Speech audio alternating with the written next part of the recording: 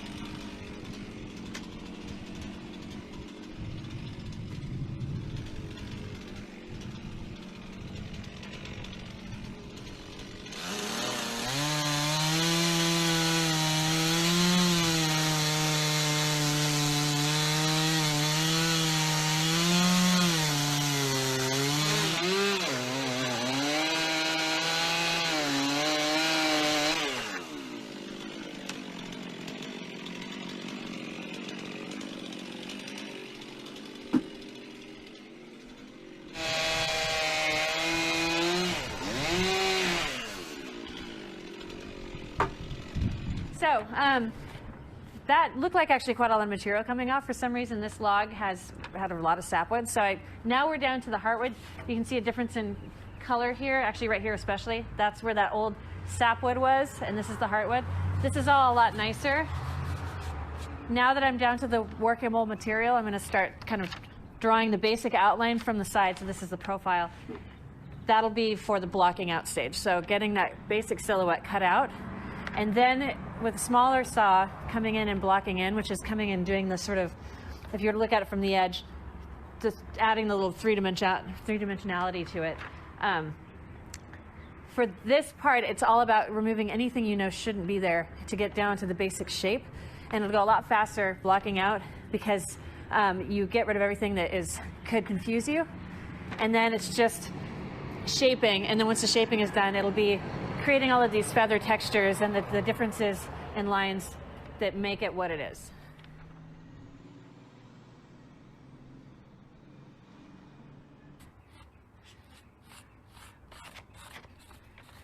Now that I've made all of these lines, which one's the right one?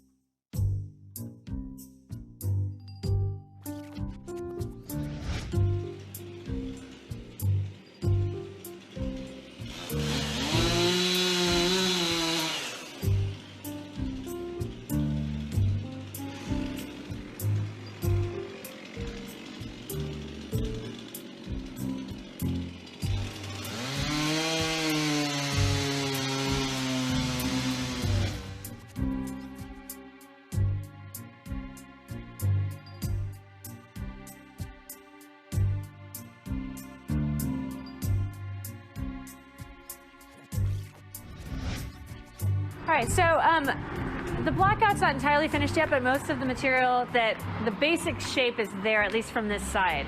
Before I start digging in too much, I need to figure out where the wings are going to be, because that's going to be the widest point of the animal. So I'm going to draw those on. I'm going to reestablish some of the lines that I cut away, just so I have an idea before I start really hacking into it of what's not going to be there. I'm going to go a little bit slower now, I think, just so I don't remove anything that I'm going to need later. I know how to fix that, but it takes a long time to fix. So let's just not make any mistakes at all, if that is even possible. It's looking very turkey-like at the moment.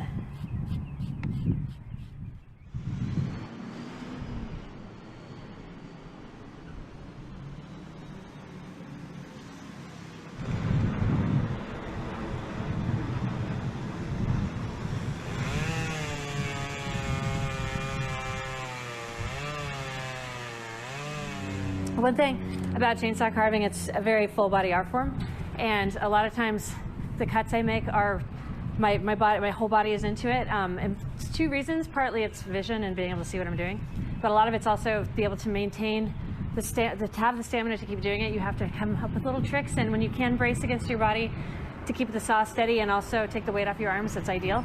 So it gets very full body.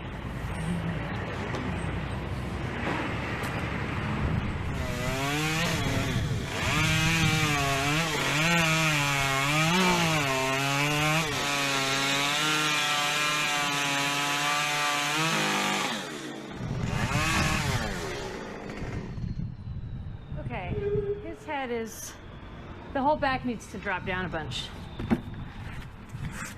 So the downside of leaving that little extra material for wiggle room is then like the proportions can kind of get wonky, and a lot more material can come off of this still to give it its shape. Okay, let's bring it down.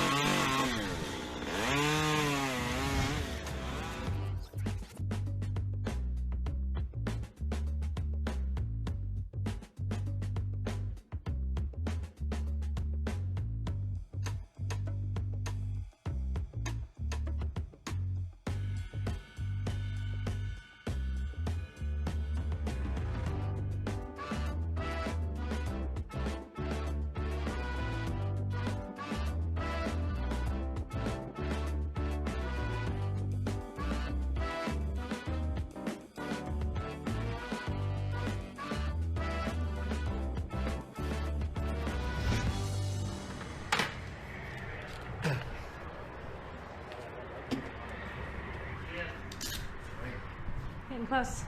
Just have the smaller die grinder, Dremel, and then we'll do some burning and sanding, and looks pretty good actually.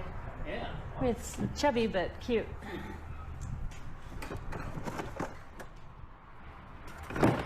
So I'm at the fine-tuning little last detail stage, and I'm using the Dremel with some structured carbide bits, which are a little bit more aggressive than what you can buy at your local hardware store typically. Anyway, I'm just going to be adding the face details, maybe a little bit of more work around the toes, and then it should be burning and sanding.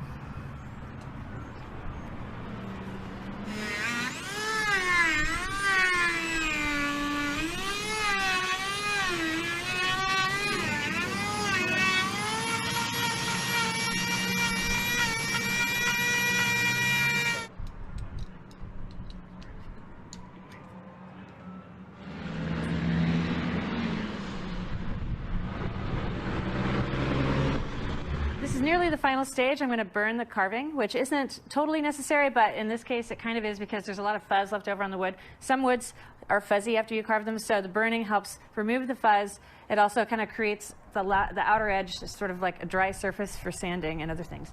It also brings out the details and carving texture, and it can create shadows in some of the crevices to bring out even more detail. You can see some of the fuzz is falling off now.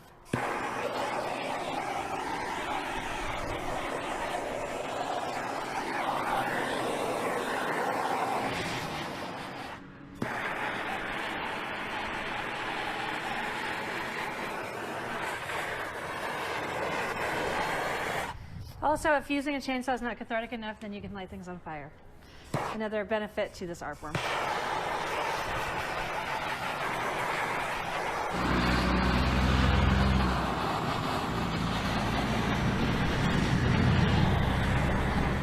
Last step, I'm going to take some paint and fill in some of these lines, kind of like around the toes, around the mouth. If I try to do that with a torch, even though it can create shadows in those crevices, it isn't hot enough. This is MAP gas, which is hotter than propane, but it's not hot enough to really get into the cracks without burning all the outer edges.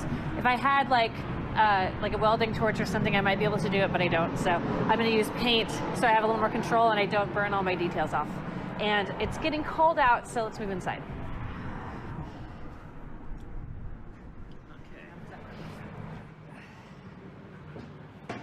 My new table is already covered in cuts. Yeah, wash your hands. Yeah. All right, it's the end of the day. I've been carving for about 6 hours on this piece. I'm going to finish up the last little details, taking some paint and hitting some of these lines and crevices, areas that the fire couldn't reach. And then I might add just a little bit of white on the inner part of the eye here.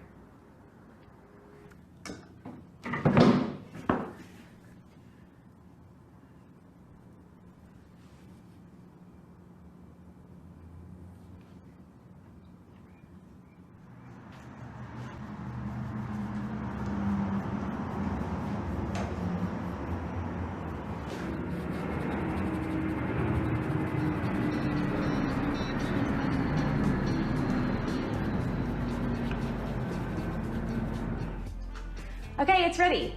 Thank you for joining me for the sculpting process. If you want to see some more pictures of this, you can follow me on Instagram at Griffin Ramsey. And yeah, I hope you enjoyed it.